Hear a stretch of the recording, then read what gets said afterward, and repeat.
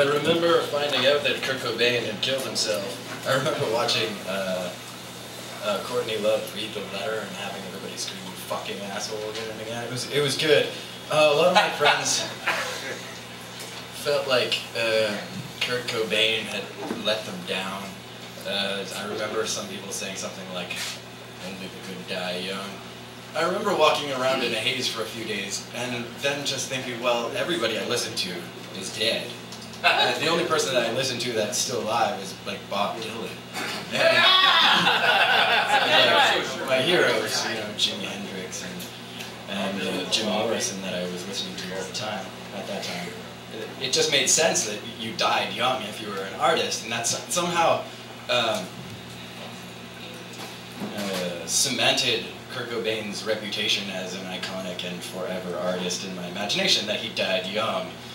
He died brutally, which wasn't the case with my former heroes, but, you know, that was it. Notwithstanding, every album's got some filler.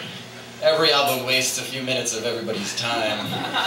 It's a theorem of mathematical probability stated poetically that a handful of monkeys bashing their thumbs away randomly at laptop keyboards will eventually produce the complete works of Shakespeare in the data stream. Problem is, there will be so much useless waste generated in the process, so much noise that without our dear and glorious Google, one would need many orders of universal epics to get through the meaningless worlds of cybertext generated by the random keystrokes. It's no wonder then, what with humans being third-order primates and all, that every album's got some filler. Every album has its dross, it's gross, it's flack, it's flake, it's bunk, it's funk, it's rot, it's snot, it's wimpy-ass excuse for content and an otherwise innovative collection of artistic expressions. Even the Stones dropped a few deadweight lead sinkers into the untamed river of oblivion. Even the Beatles rolled a few dung butt balls into the laps of unsuspecting 14-year-old virgins on their birthdays.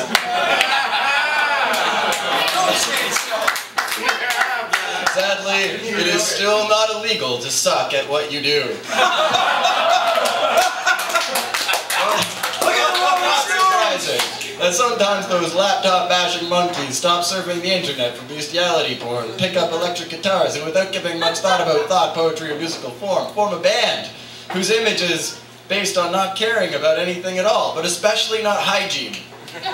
And in keeping with that image, some of what they make is shit-throwing jerk-off contests on instruments.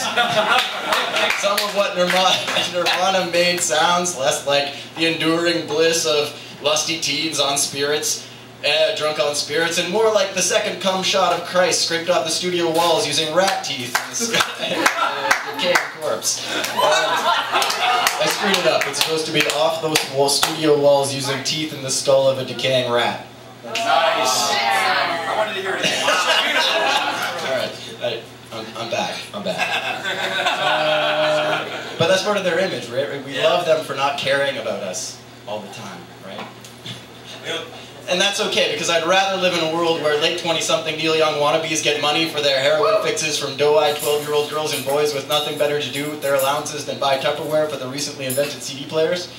And that's the world I'd rather live in, so long as one fine day that X-generation rock star wakes up to a hangover and junk sickness, walks out into the blaring sun of mid-afternoon in the sight of some preteen skipping down the sidewalk wearing a t-shirt with his unshorn face on her barren little chest, and that causes him to turn back into his house and blow his brains out with a shotgun.